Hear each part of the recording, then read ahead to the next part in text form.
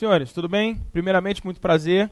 Meu nome é Sandro Bernardi, sou auditor do TCU desde 2001, ex-servidor da CGU também, onde fui técnico, né? Naquele tempo, desde 94 para 5. Então já se vão uns 20 anos aí de serviço público e mais de 10 dando aula aqui em Brasília, né? Resido atualmente em Brasília.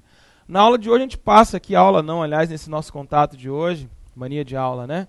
A gente passa aqui para dar algumas dicas de estudo com relação ao concurso da polícia, né? Uma estratégia nova adotada aí pelo Complexo de Ensino, que nós, professores, comparecemos aqui para tentar traduzir o edital para cada uma das áreas, aquilo que há de mais importante. Então, no direito administrativo, nossa matéria, a gente tem alguns temas centrais, né? Eu vou tentar elencar pela ordem de importância, não pela construção do edital em si.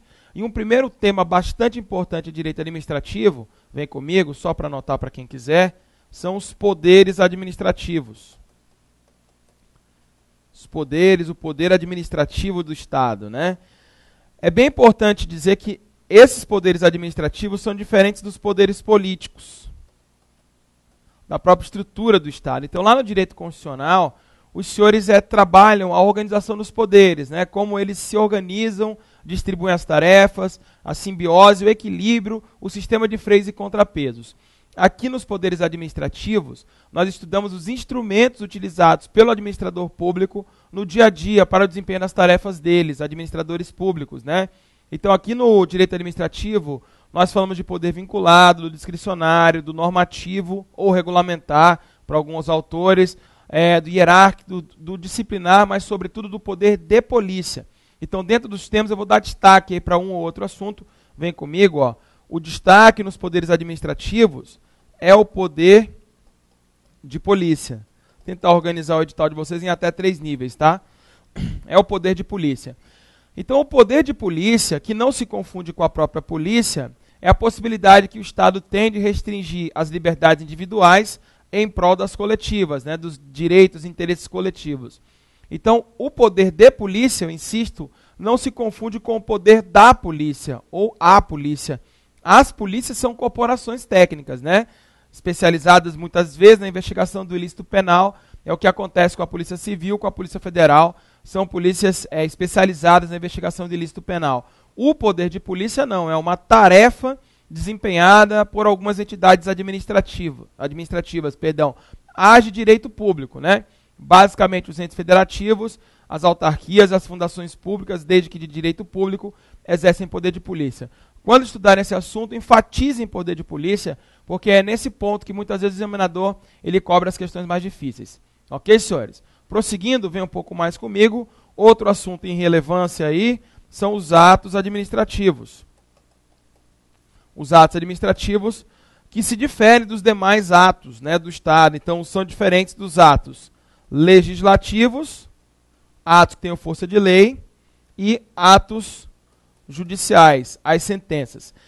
Na realidade, os atos administrativos eles são produzidos na maior parte pelo Executivo, mas não só por ele, né? Todos os poderes produzem atos administrativos. Agora, para o Executivo, como esse poder tem a missão principal de administrar os interesses coletivos, a maior parte dos atos administrativos são produzidos pelo Poder Executivo.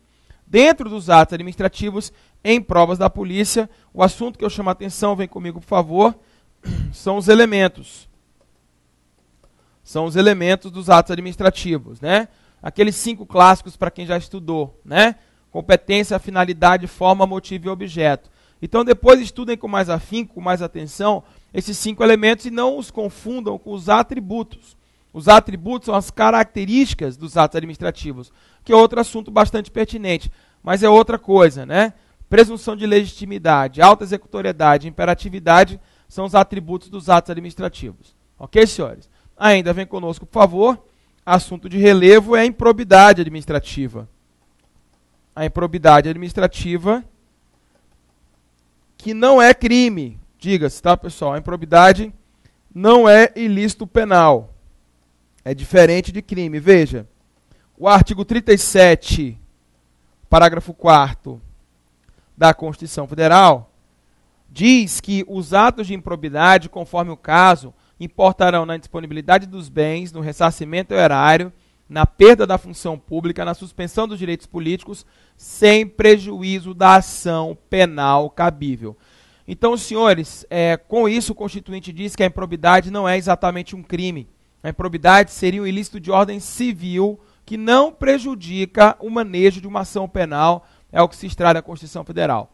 Dentro da lei de improbidade, vem conosco, que é a Lei 8.429, o assunto mais importante para provas da polícia, certamente, é a tipologia de improbidade, que você consegue ver dos artigos 9º ao 11º da Lei 8.429, também conhecida como Lei de Improbidade Administrativa. Então, ali nós temos 3 tipos de atos de improbidade: o enriquecimento ilícito, o prejuízo ao erário e a lesão a princípios. Desses atos de improbidade, o único que vai admitir a modalidade culpa é o prejuízo ao erário contido no artigo 10º. Os demais só admitem o dolo, ok, senhores? Então, depois dê atenção também a essas passagens da lei.